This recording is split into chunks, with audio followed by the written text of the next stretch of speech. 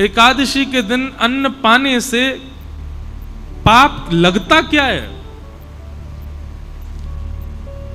आपने किसी का हृदय दुखाया तो हृदय दुखाने का पाप लगेगा, किसी को मार दिया तो उसको पीड़ा देने का पाप लगेगा, गलत खाया गलत पिया तो गलत खान पान। एकादशी पर क्या पाप लगता है? पाप होता कौन सा एकादशी वाले दिन? बहुत ध्यान से सुनिएगा।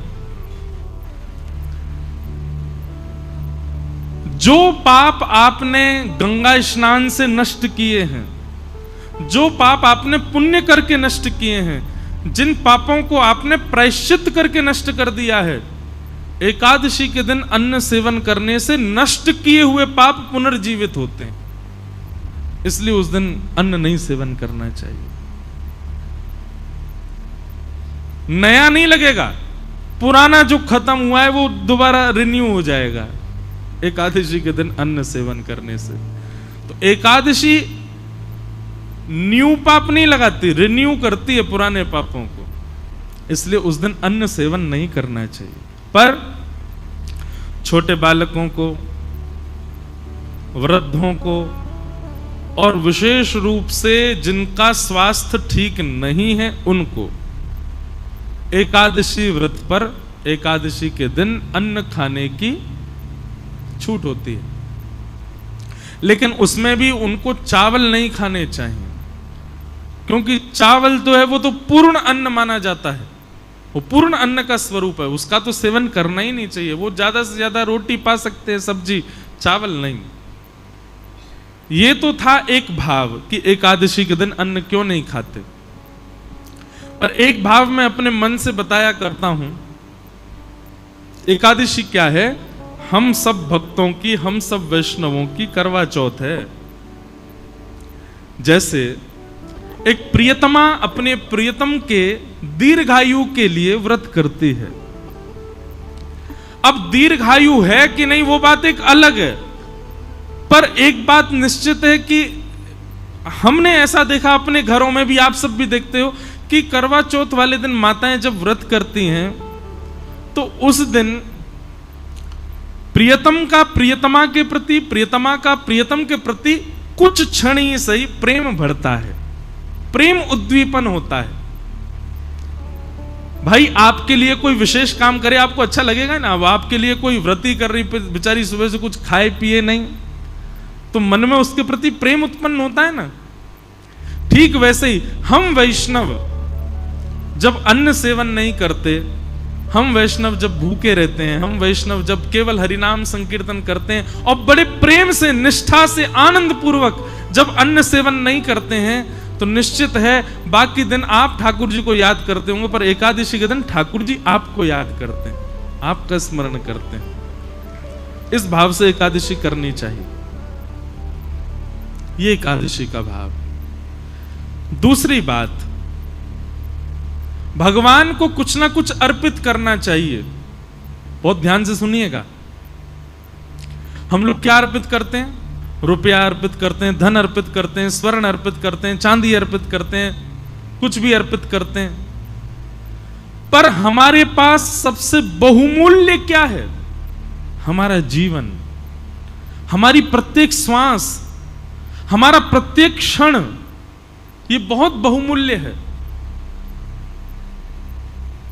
आज का दिन जो निकल गया, अब ये मेरे पूरे जीवन में कभी वापस नहीं आएगा। ये आज हो चुका, पूर्ण हो गया, बस अब ये दोबारा नहीं आएगा। ये पिछले बीते 5 दिन जो हमने कथा सुने, ये जीवन में कभी लौट करके नहीं आएंगे। ये हो चुके, इनकी स्मृति रहेगी जीवन भर। बस हमने पंढरपुर में कथा सुनी थी, पंढरपुर में कथा सुनाई थी, ऐसा बढ़िया मौसम था, ऐसे आनंद करते थे, सुबह ऐसा करते थे, शाम, बस ये स्मृति ही रहेगी आपके पास। ये दिन वापस कभी नहीं आएंगे।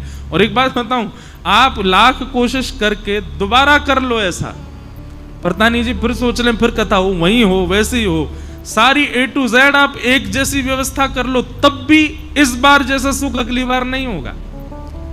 ज्यादा हो सकता है, पर एज इट इज ऐसा आपको दोबारा नहीं मिलेगा। ये हमेशा के लिए एक स्मृति रहेगी। हर दिन जो हमारा गुजरा वो लौट करके नहीं आने वाला है। हर क्षण जो हमारा निकला, हर श्वास जो हमारी निकली, वो निकल चुकी है बस। पर एकादशी के दिन जब व्यक्ति निष्ठा पूर्वक, प्रेम पूर्वक, आनंद पूर्वक अपने दिन की शुरुआत करता है, उसकी हर क्षण, हर श्वास, पूरा दिन वो ठाकुर जी को अर्पित होता है। और सबसे बड़ी बात, आपकी आयु दो चीजों से कम होती है। व्यक्ति की आयु दो चीजों से कम होती है, बहुत बोलने से और बहुत खाने से आयु कम होती है। यदि व्यक्ति बहुत खाएगा तो जीवन में, हमारा जीवन निश्चित है, इतना अन्न ही मैं खा सकता हूं। अब उसको भले ही मैं 50 साल में खा करके खत्म कर दूं तो 51 साल देख नहीं पाऊंगा, 50 में ही मुझे जाना पड़ेगा। ठाकुर जी ने सबके लिए एक अन्न निश्चित करके रखा है, उतना ही खाना है हमको। लेकिन व्यक्ति जब एकादशी का व्रत करता है तो व्रत वाले दिन अन्न नहीं खाता, और अन्न ना खाने से उसकी जो एक दिन की आयु है वो बच जाती है। लेकिन वो एक दिन की आयु एकादशी करने से ऐसा नहीं आपको बाद में मिलेगी, वो एक दिन की आयु ठाकुर जी के चरणों में अर्पित हो जाती है।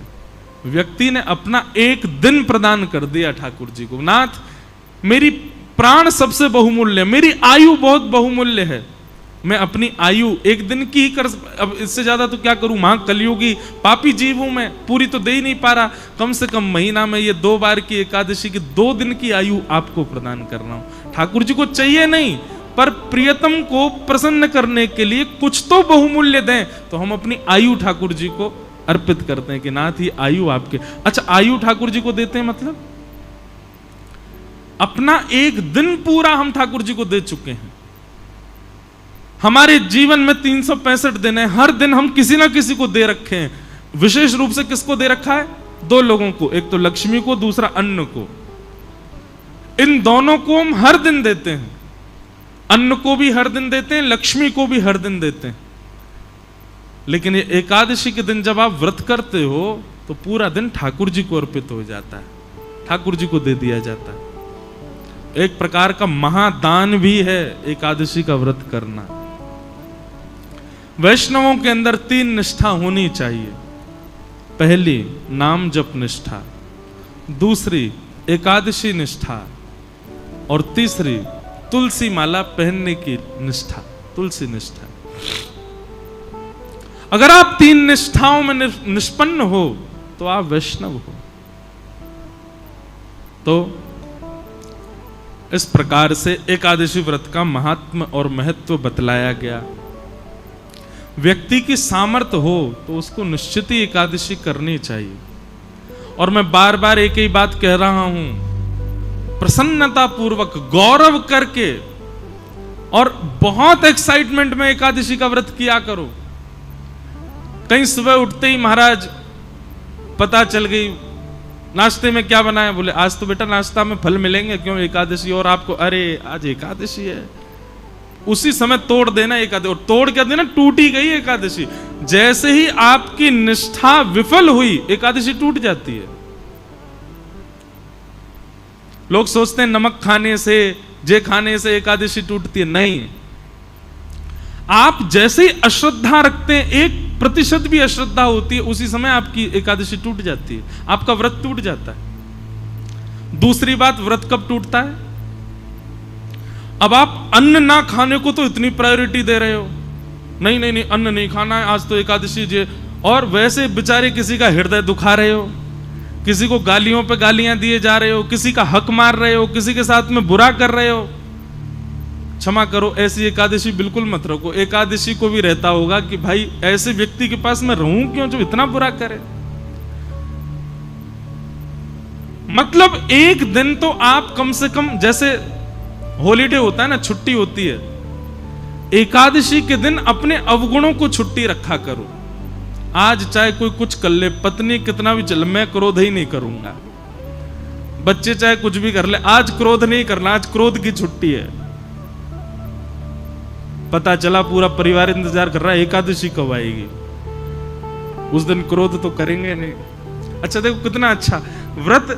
मैं तो कहता हूं कथा में कि एकादशी पर केवल अन्न छोड़ने वाला नियम नहीं, 2-4 नियम और करो।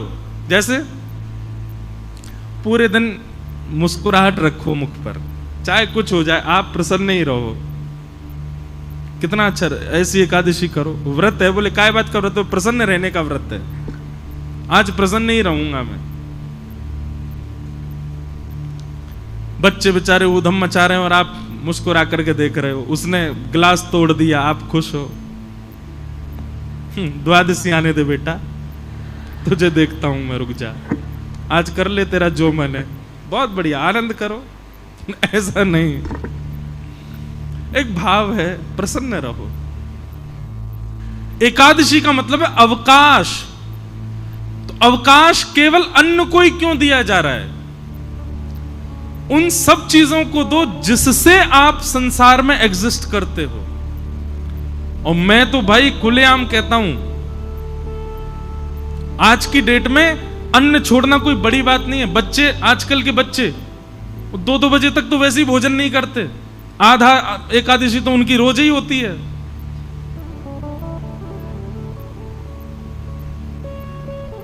भूखा रहना कोई बड़ी बात नहीं है आज की डेट में। एकादशी का मतलब, व्रत का मतलब अपने एडिक्शन का त्याग करो। जिस समय व्रतों का निर्माण किया गया उस समय मानव का एक ही एडिक्शन था, भोजन।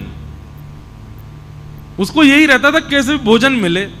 सुबह उठते ही बच्चे घूमते रहते थे मां के पीछे, क्या बोल, पराठे बनाओ, भोजन कर, नाश्ता कर लिया, उसके बाद भोजन कराओ, उसके बाद रात्रि का भोजन ही एडिक्शन था। क्योंकि उस समय इलेक्ट्रॉनिक्स नहीं थे, उस समय फोन नहीं था, उस समय इंटरनेट नहीं था, तो उस समय व्यक्ति पे है ही क्या, बस भोजन का ही वो पूरे दिन योजना बनाता रहता था। सुबह कहां खाऊंगा, शाम को कहां खाऊंगा। इसलिए व्रत के नियमों में भोजन का त्याग रखा गया।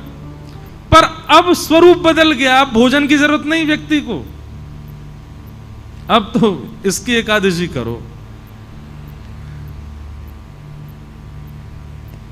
मैं तो नहीं करता, पर मैं अगर बदलाव करना चाहूं अपनी एकादशी में, तो मेरे को 2 नियम करने का बहुत मन होता है। वैसे तो बताना नहीं चाहिए, करूं तब बताऊं, लेकिन फिर भी बता देता हूं। किसी को मुझसे पहले लग रहा हो तो आज पंढरपुर में ही नियम लेके चले जाओ। एकादशी के दिन 2 नियम तो करो। पहला, मौन, बोलो मत। और ये आपके ऑफिस को, ये आपके फैक्ट्री के लोगों को, दुकान के लोगों को, परिवार के लोगों, सबको बता दो, भाई तुम मुझसे पूरे महीना बात करो, एकादशी के दिन मौन रहूंगा मैं। और दूसरा, एकादशी के दिन इसका प्रयोग मत करो। और करो तो केवल कॉलिंग उठाने के लिए उठाओगे तो करोगे क्या? बोल तो सकते नहीं हो। मौन रहो और इसका प्रयोग मत करो। इसको भी स्विच ऑफ रखो। सबको एक दिन पहले ही 10वीं को ही मैसेज डाल दो, कल एकादशी है, फोन बंद रहेगा मेरा। महाराज, तब असली एकादशी मानी जाएगी आपकी। और फिर करना क्या? पूरे दिन केवल हरि स्मरण। सुबह जगन्नाथ जी के स्मरण से प्रारंभ करो, मध्याह्न द्वारिका जी का स्मरण करके, दोपहर में व्रजमंडल का स्मरण करो, सब कथाएं आदि श्रवण करते हुए रात्रि में पंढरीनाथ भगवान का स्मरण करके फिर अपनी एकादशी को विश्राम दो। ये है मूल एकादशी, है वास्तविक एकादशी। एकादशी को लोगों ने आजकल फैशन के रूप में एकादशी कर रहे हैं। उसका भी एक रूप बना लिया है, उसको भी एक एंजॉयमेंट। ठीक है, एंजॉय तो करना है, पर भगवत स्मृति के साथ में करना है। और आज की डेट में क्षमा कीजिएगा, भगवत स्मृति में सबसे बड़ी बाधा है ये, सबसे बड़ी बाधा। अब प्रयोग करने के ऊपर है, आप किस रूप से उसका प्रयोग करते हो। तो एकादशी व्रत करो। और व्रत किसका करो? अपने एडिक्शन का व्रत करो, अपने बुरी भावनाओं का व्रत करो, अपनी बुरी आदतों का व्रत करो, उन सब बातों का व्रत करो जिनके बिना आप रह ही नहीं पाते हो। उनका व्रत एकादशी के दिन हो, तब आपकी मूल एकादशी।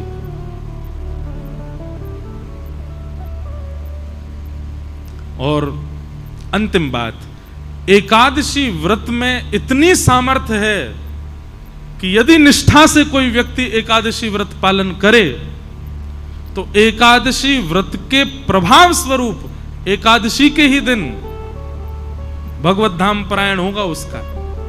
वो पृथ्वी से एकादशी को ही जाएगा। और ये मैंने अपने आंखों से देखा, अनुभव किया है। बड़े बड़े भजनानंदी, बड़े बड़े वैष्णवों की आप तिथियां देखो, वो एकादशी को ही जाते हैं। और एकादशी को जाने का मतलब क्या है?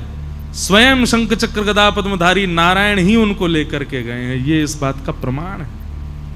तो एकादशी व्रत में बहुत निष्ठा, एकादशी को सामान्य नहीं।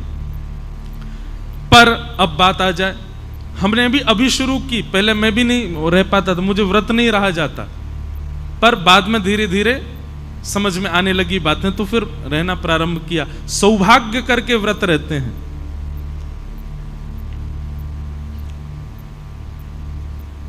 लेकिन अब कई जगह एकादशी निषेध है, जैसे जगन्नाथपुरी में वहां एकादशी नहीं होती। जैसे हमारे श्री वृंदावन के राधा वल्लभ जी मंदिर में वहां एकादशी का भाव नहीं। जैसे वृंदावन के बिहारी जी में, वृंदावन बिहारी लाल जी में भी एकादशी नहीं होती। हरिदासी परंपरा, हरिवंशी परंपराओं में एकादशी का भाव नहीं। लेकिन वही बात आ गई ना, एकादशी के दिन वहां पर अन्न सेवन का विधान है, पर आपका व्रत तो अब अन्न है ही नहीं ना, आपके तो दूसरे व्रत चल रहे हैं। आपको तो फोन का व्रत करना है, आपको तो मौन का व्रत करना है। तो कहीं आपने जगन्नाथपुरी जाकर के ये कहा यहां तो एकादशी है, यहां तो कोई दिक्कत ही नहीं है, नहीं, वहां दूसरे व्रत करने हैं, वहां अन्न का नहीं करना। अन्न तो पाना है वहां पर वहां ये दूसरे अपने अपने बुरे विचार, अपने बुरे भाव, अपने बुरे एडिक्शन, आपकी जरूरतें, उन सब की एकादशी तो वहां कर सकते हो। अन्न का ही तो निषेध है, अन्न तो पाना पड़ेगा जगन्नाथपुरी में। पर ये चलाना कोई ऐसा तो है नहीं कि एकादशी उल्टी लटके, यहां तो फोन चला ही सकते हैं, ऐसा नहीं। तो चाहे राधा वल्लभ जी मंदिर में हो, चाहे हमारे बिहारी जी हो, चाहे श्री जगन्नाथपुरी हो, या और कहीं भी जहां भी एकादशी का विधान नहीं है, वहां अन्न सेवन की आज्ञा होगी। आप अन्न वहां पा सकते हो, पर बाकी की एकादशी इंद्रियों की तो आप वहां भी कर सकते हो, और करनी ही चाहिए। नहीं करोगे तो अपराध लगेगा। अच्छा एक बात बताएं, अगर आपने ये सब बातें अभी हमसे नहीं सुनी होती कि एकादशी के दिन केवल अन्न नहीं बाकियों का भी व्रत किया जाता है, तो अभी तक आपको दोष नहीं लगता। लेकिन आज आपने सुन लिया है, अब अगर अगली एकादशी पर आपने ये व्रत नहीं किए तो दोष लगेगा। आप जानो आपका काम, आप कहोगे गलत आए कथा में आज तो।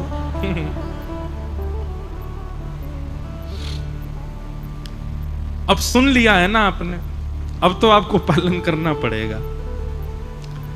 फोन ही नहीं, चलो आप कहोगे ऐसा हमारा काम है कि बिना फोन के तो एक दिन नहीं चलेगा। वैसे तो व्रत ऐसा ही होना चाहिए जिससे एक दिन चले ही नहीं पाए, उसी का व्रत करो, वही तो व्रत है फिर। लेकिन फिर भी कुछ न कुछ नियम ऐसे बनाओ। केवल जीव की क्यों होती है एकादशी? ये 10 इंद्रियां हैं, 10 में से चुनिए और हर एक की एकादशी करवाओ। आंखों की भी, कानों की भी, जीव की भी, त्वचा की भी, हाथ की भी, पैर की भी, अपनी गुप्त इंद्रियों की भी एकादशी का। एकादशी ठाकुर जी उस दिन आंख खोल करके देखते हैं ठाकुर जी कौन कौन मुझे याद कर रहा है। इसलिए एकादशी व्रत करो, कंठी माला पहनो, तुलसी व्रत करो और नाम जप करो। ये 3 व्रत धारण करो। इस प्रकार एकादशी व्रत की बात बताई गई। और अब यहां से प्रारंभ होता है रास पंचाध्याय, रास की कथा। बहुत सावधानी से सब लोग प्रसन्न मुद्रा में विराजिएगा। अच्छा, हमारी किसी ने कथा सुनी हो, हमने एक बात बताई है कथा में कि जब रास बिहार होता है ना, तो किशोरी जी की जो नृत्य की मुद्रा है ना, किशोरी जी जब नृत्य करती हैं तो उनकी ऐसे भुजा रहती हैं। किशोरी जी उर्ध बाहु होकर के नृत्य करती हैं और ठाकुर जी ऐसे ही नृत्य करते हैं। यही इनका स्वरूप है, नाचने का यही तरीका है ठाकुर जी का।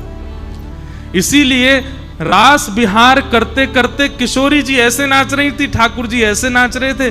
जब दोनों समीप होके एक हुए तो बाम अंग में श्री जी और दाहिने अंग में ठाकुर जी प्रकट हो गए, श्रीनाथ जी। वही है हमारे श्रीनाथ जी। ये श्रीनाथ जी जो हैं ये अलग नहीं है, किशोरी जी और ठाकुर जी का मिलित स्वरूप है। ये बाम अंग जो है ये किशोरी जी हैं। इस प्रकार से बुझाए ठाकुर। कल हमारे लाल जी आए थे ना, उनका बाम अंग जो है, मेरे को कई लोग कहते हैं लाल जी के साथ में लाडली जी को भी रखो महाराज। मैंने कि तुमको दिख नहीं रही है, लाडली जी हैं। ये लाडली जी तो हैं, आधी जो हैं, आधी नहीं कहेंगे। एक रसिक उसका एक और भाव बताते हैं कि श्रीनाथ जी का जो स्वरूप है वो कैसा है। किशोरी जी ऐसे हैं और श्री श्याम सुंदर ऐसे हैं। तो ये हिस्सा और ये हिस्सा दोनों एक हुए, तब श्रीनाथ जी का रूप प्रकट हुआ। एक दूसरे को सन्मुख खड़े हैं, तब श्री जी बाबा प्रकट हुए। बाम अंग जो है वो किशोरी जी हैं। तो ऐसे रास बिहार की कथा में आइए हम लोग प्रवेश करते हैं। हो जग पालन हार, जग तारण हार, वे ही हमारे श्रीनाथ जी हैं। जग पालन हार, जग तारण हार, वे ही हमारे श्रीनाथ जी हैं। आप सबको निमंत्रण दे दें। प्यारे गिरधर लाल जी कल आए थे। श्री गिरधर लाल जी का जन्मदिन होता है, जन्मोत्सव होता है मकर संक्रांति। और मकर संक्रांति अधिकतर जनवरी की 14 या 15 तारीख को ही आती है। तो 11 से लेकर के 17 जनवरी हर वर्ष का फिक्स है श्री गिरधर लाल जी का जन्मोत्सव। 7 दिन का होता है उत्सव, अलग अलग जगह होता है। इस बार श्री द्वारिका धाम में था 11 से 17 जनवरी। उससे पहले श्री अयोध्या जी में था 11 से 17 जनवरी। उससे पूर्व जगन्नाथपुरी में होना था पर कोविड की वजह से वृंदावन में हुआ। और उससे पहले पंढरपुर में होना था। और यही रुक्मणी विठल भक्त निवास, यही पूरा बुक करके गए थे। इसी के सामने एक मैदान है, वहां पर ठाकुर जी का उत्सव होना था, पर कोविड की वजह से पंढरपुर का उत्सव भी वृंदावन में ही हुआ। तो इस प्रकार ठाकुर जी के हर वर्ष उत्सव होते हैं। अगला उत्सव जो है मतलब 2025 में 11 से 17 जनवरी ठाकुर जी का, श्री गिरधरलाल जी का उत्सव है नाथ द्वार में, श्रीनाथ जी में। हमारे बहुत सारे वैष्णव जो यहाँ बैठे हैं, सबसे हमारी प्रार्थना, सब लोग जरूर श्रीनाथ द्वारा आइएगा। नाथ द्वारा में हमारे श्री गिरधरलाल जी का उत्सव होगा। बहुत आनंद आता है उत्सव में। हमको लोग बाग कहते हैं जब कुछ आप भी नृत्य करो। मैंने कहा मैं 7 ही दिन नाचता हूँ पूरे साल भर में, वो हमारे लाल जी के उत्सव में खूब नृत्य करते हैं। उसमें सुबह कथा होती है। कथा का कोई क्रम नहीं होता, स्वच्छंद कथा चलती है, जो मन करे उस विषय पर भाव चलता है, उसका आनंद ही अलग होता है। और फिर उसके बाद दोपहर में सब लोग प्रसाद पा के आराम करो। रात्रि में ठाकुर जी सवारी करके आते हैं और फिर उत्सव, ठाकुर जी के नए नए उत्सव होते हैं, नए नए कलाकार आते हैं, आकर के ठाकुर जी का मंगल भाव सुनाते हैं। ऐसा उत्सव रहता है। 11 से 17 जनवरी सब लोग आना नाथ द्वारा। आपने बुलाया तो हम पंढरपुर आए, अब हम बुला रहे हैं आप नाथ द्वारा आना श्री गिरधरलाल जी के उत्सव में। आइए रास पंचाध्यायी में सब प्रवेश करना। अब बंधुओं ज्ञान वैराग्य आदि सब बाहर कर दो, अब तो केवल प्रेम की चर्चा है। इस विषय पर संशय उत्पन्न नहीं होना चाहिए कि ये कैसी लीला, इसलिए बहुत ध्यान पूर्वक सुनिएगा। भगवान पिता रात्रि शरदोत्फुल्ल मल्लिका विक्षरन्तुं मनश्चक्रे योग मायामुपाश्रित।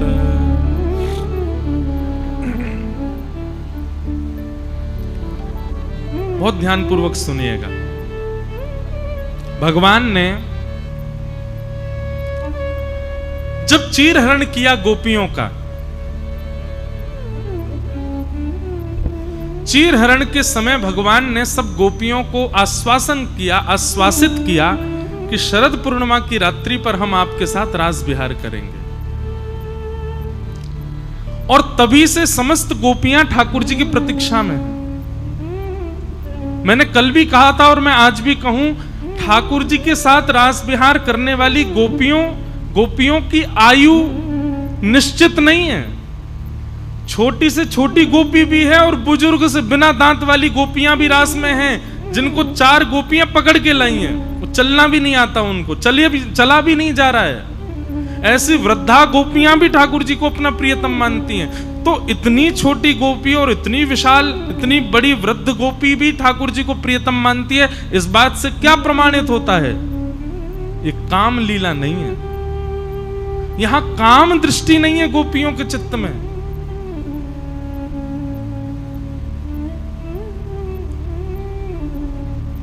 ठाकुर जी का स्वरूप बड़े से बड़े बुजुर्ग हो, छोटे से छोटे, सबको प्रिय लगता है, क्योंकि ठाकुर जी काम मर्दन ठाकुर हैं। वो काम को टिकने नहीं देते, उनके प्रति भाव वैसा प्रकट ही नहीं हो सकता।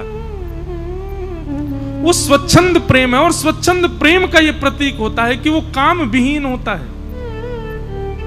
इसीलिए मैं कहा करता हूं, संसार में हर व्यक्ति से आपको प्यार हो सकता है, स्नेह हो सकता है, आकर्षण हो सकता है, प्रेम नहीं हो सकता, क्योंकि प्रेम स्वार्थ और काम से विहीन होता है। और संसार में आपका किसी से भी संबंध बिना स्वार्थ और बिना प्रेम के नहीं होता, बिना काम के नहीं होता। हर किसी का हर किसी से स्वार्थ है। सुर नर मुनि जन की यह रीति, स्वार्थ लाग कर ही सब प्रीति। सब स्वार्थ के लिए प्रीति करते हैं।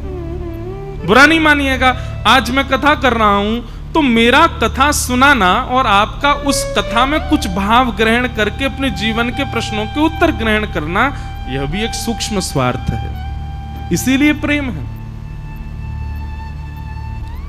जिस दिन वो स्वार्थ सिद्ध हो गया, अब नहीं बन रहा काम, तो होगा कि वह प्रेम धीरे धीरे कम हो जाएगा, लेकिन वो प्रेम है ही नहीं।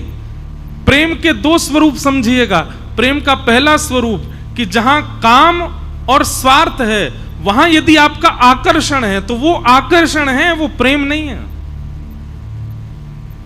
और दूसरी बात, प्रेम का एक स्वरूप होता है, चाहे जो हो जाए, प्रेम प्रतिदिन बढ़ता है, कम कभी नहीं होता। एक माता जी मेरे को कल परसों बोली कि भजन में वर्धमान कैसे रहे हम। बहुत ध्यान से सुनिएगा। मतलब आज जितना भजन हुआ, आज जितना प्रेम से ठाकुर जी का स्मरण हुआ, कल उससे ज्यादा प्रेम से भजन और स्मरण होना चाहिए, ऐसी शास्त्रों की आज्ञा है। पर यह कैसे संभव होगा? मैंने कहा क्यों संभव नहीं है ये बताओ। बोले घर के इतने वो रहते हैं, कलेश रहते हैं, जे रहते हैं, वो रहते हैं। तो एक उत्तर मन में आया, व्यक्ति ऑफिस जाता है, स्कूल जाता है, कॉलेज जाता है, एग्जामिनेशन में जाता है या कहीं भी जाता है, और उस समय वो वहां जाकर के अपने घर की पीड़ा अगर बताने लग जाए तो सामने वाला क्या कहेगा? ये घर की बात घर छोड़ के आओ, तुम स्कूल में हो, यहां घर को क्यों लेके आए? ऑफिस में जाके कहे बॉस मैं आज लेट हो गया, मेरे घर में ऐसे ऐसे, बॉस कहेगा घर की बात मैं क्यों जानूं, मैंने तुमको समय दिया है, सैलरी दे रहा हूं, अपने समय से आओ, घर की चीजें यहां लेकर के मत आओ। कॉलेज में भी यही होगा, एग्जामिनेशन में भी यही होगा। एग्जाम में आप फेल कर दिए जाओगे, अब आप भले ही 100 रीजन बता दो कि घर में ऐसा ऐसा था, वहां नहीं सुनेंगे आपकी। फिर भगवान के भजन में हम घर को क्यों लाते हैं? मेरी पति से बन नहीं रही, बच्चे मेरी सुन नहीं रहे, पत्नी से मेरी लड़ाई हो गई, नाथ मैं आपका भजन कैसे करूं? ठाकुर जी के दारी के सब जगह घर को ना लेके जावे, यहां तो घर दिख रहा है, घर में कलेश चल रहे, उस कारण तुम मेरा भजन नहीं कर रहे। जब तुम कहीं घर को नहीं लेके जाते तो फिर भजन में क्यों घर आ जाता है? कथा में क्यों घर आ जाता है? आपने बहुतों को निमंत्रण दिया होगा, अच्छा पंढरपुर, अब तो देखते हैं, बनाते हैं, कोई क्रम बन पाएगा तो देखें, घर में बहुत काम है, अब बच्चे का ऐसा ऐसा है, पत्नी का ऐसा ऐसा है, बहू का ऐसा ऐसा, देखते हैं। आदमी सब जगह पर अपने सारे घर की चीजों को भूल के जाता है। भक्ति भागवत कथा आदि इन चीजों में घर पहले, अच्छा घर की व्यवस्था पहले देखेंगे फिर निकलेंगे। ठाकुर जी कहते हैं सब जगह तुम्हारी जो है घर नहीं जाता, मेरे भजन में घर अड़ंगा डालता है। ये घर घर घर जहां रुकावट, यही तो संसार है। और ये संसार जब तक अड़ंगा डालेगा तब तक ठाकुर जी का भजन नहीं बन सकता। बल्कि होना क्या चाहिए, आपके जीवन में चाहे जो हुआ हो। अब देखो हमारी बात सुनो, सब लोग ध्यान से देखो, इधर देखो इधर देखो, ध्यान सुनो। हम यहां बैठ के कथा सुना रहे हैं, 7 दिन का हमारा फिक्स है कि हमको कथा सुनानी है, चाहे मेरे घर में कुछ हो जाए, चाहे मेरे निज जीवन में कुछ हो जाए, लेकिन मुझे 4 बजे मंच पर बैठना है, मुझे प्रसन्नता रखनी पड़ेगी, मुझे कथा भाव से सुनानी पड़ेगी।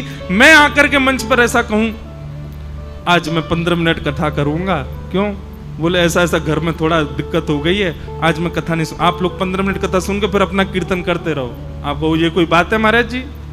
जब मुझे अलाउ नहीं है 4 घंटे से पहले अपनी बात कथा रोकने का या घर के किसी कारण से बीच से उठ के जाने का, तो फिर आपको क्यों अलाउ है अपने घर के कारण भजन छोड़ने का? जब मुझे कथा छोड़ने का अधिकार नहीं है, चाहे जो हो जाए। अरे महाराज 103 डिग्री सेल्सियस बुखार में भी कथा करने जाना पड़ता है। वहां पर ये नहीं कह सकते हमारे पंडित जी आज कथा सुना देंगे, हो ही नहीं सकता महाराज, जाना ही पड़ेगा। चाहे 5 दवाई लेके जाओ, चाहे ड्रिप चढ़वा के, चाहे बोतल टांग के कथा करो, लेकिन करनी हमको ही पड़ेगी।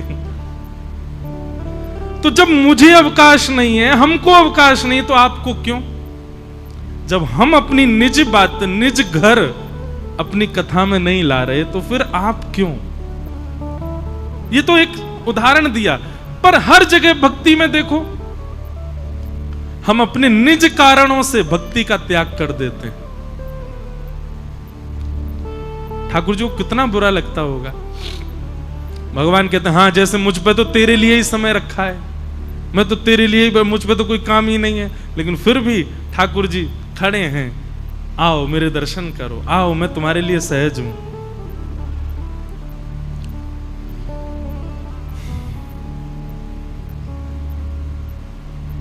तो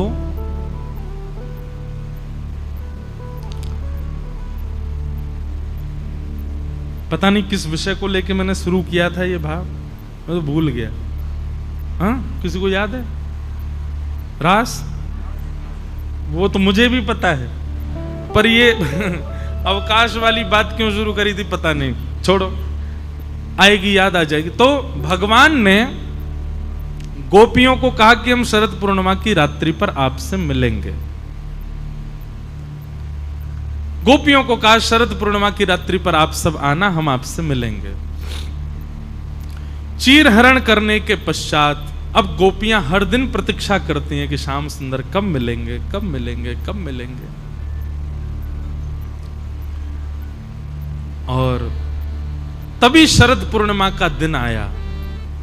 गोपियां सब अपने अपने गृह कार्य में लगी हैं, कोई दूध काट रही है, कोई पति को भोजन करा रही है, सब बहुत इंपॉर्टेंट काम कर रही हैं। यहां पर जो घर के लिए बहुत जरूरी है, सारे काम गोपियां कर रही हैं इस वक्त। लेकिन कार्य करते करते मन में क्या सोच रही हैं?